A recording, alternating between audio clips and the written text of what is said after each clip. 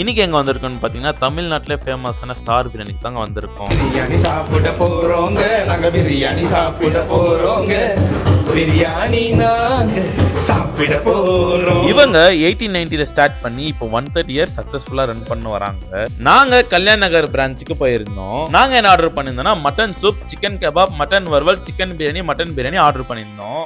இங்க எனக்கு எது முக்கியம்னு கேட்டீங்கன்னா பிரியாணி தான் முக்கியம். என்னடா சாப்பிட ஆரம்பிச்சிட்டானா? இவங்களோட சூப் உண்மையிலே சூப்பரா இருந்துச்சு. அதுவும் சூப்ல இந்த மட்டன் பீஸ் எல்லாம் நல்ல ஆடு குறும்பாடு நினைக்கிறேன்.